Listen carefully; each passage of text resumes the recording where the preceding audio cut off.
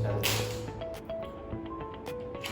सफलता आपका परिचय दुनिया से कराती है। सफलता आपका परिचय दुनिया से कराती है और असफलता दुनिया का परिचय आपसे कराती है।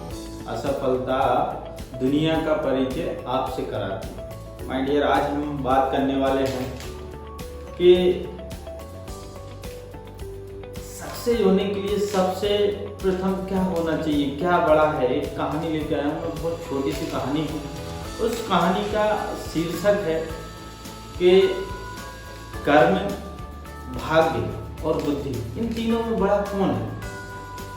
एक बार क्या होता है, कर्म, भाग्य और बुद्धि तीनों जो होते हैं वो आपस में डिस्कस कर रहे होते हैं और बात कर रहे होते हैं, और सबसे उनकी बात जो थी वो थी कि हम में से बड़ा कौन है। किस में हम में से बड़ा कौन है।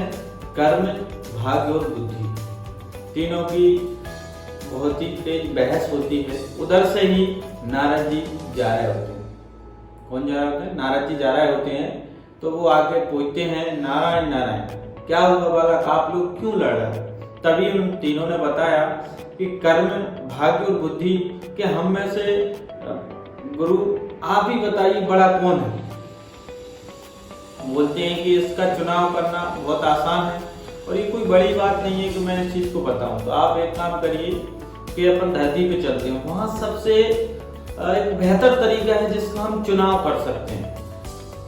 ठीक है, तो तीनों लोग प्लस उनके साथ नारायण जी जो होते हैं वो भी आ जाते हैं। और नारद जी बोलते हैं, ये लकड़हारा है, सबसे परेशान आदमी है। अब आप तीनों में से जो उसको सक्सेस कर दे, किसको, लकड़हारे को जो सक्सेस कर देगा वो सबसे बड़ा है। ठीक है, उनको एक एक सप्ताह का समय दिया जाता है।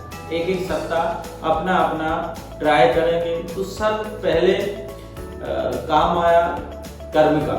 कर्म उसके पास आ गए, किसके पास, लकड़हारे के पास। कर्म ने बहुत काम किया, पहले से ही लकड़ी काटी, बहुत काटी, बाकी जितना काटता उतना मार्केट बेच नहीं पाता था। इस वजह से जैसी भी स्थिति चलती आ रही थी उसमें कुछ ज्यादा फर्क नहीं आया, थोड़ा बहुत ही। और एक सप्ताह के अंदर उसने जितना मेहनत किया उसके अकॉर्डिंग उसकी जो आय थी वो लगभग ज्यादा नहीं बढ़ी। इसके बाद कर्म वापस आ गया, फिर जाता है भाग्य, और भाग्य ने जाते से ही उस बंदे को जो लकड़हारा होता है उसको लॉटरी लगा देता है और उसके पास करोड़ रुपए आ जाते हैं। बाकी करोड़ रुपए आने के बाद वो सब कुछ करना छोड़ देता है, पैसों को खर्च करना स्टार्ट कर देता है।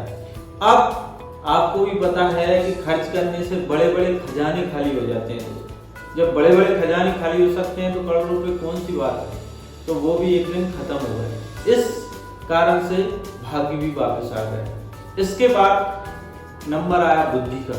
बुद्धि जाती है, और बुद्धि जैसे ही जाती है सर्वप्रथम उसके ग्रहण करते ही लकड़हारे के जैसे ही बुद्धि आती है तो वो क्या करता है, कुल्हाड़ी में धार लगाता है। और जैसे ही कुल्हाड़ी में धार लगाता है, आपको भी पता है काम करने से पहले हमें एक्सपीरियंस होना बहुत जरूरी है, मतलब अपने आप में धार लगाना बहुत जरूरी है। और धार लगा के लकड़ी काटता है। वो 3 घंटे में इतनी लकड़ी काट लेता है। फिर उसका जो बाकी लोग ले जा नहीं पाते थे, जब जैसे कि कर्म ने काट बहुत नहीं थी, बाकी मार्केट तक ले जा नहीं पाया, बाकी इसने फिर दिमाग लगाया क्योंकि इसके पास बुद्धि थी। इसने दिमाग लगाया और पहले दोस्त गड़गल्ले चलते थे, उस गड़गल्ले के अंदर लकड़ी का एक गाड़ी टाइप का बनाया और उसमें लकड़ी रखी और मार्केट ले गए।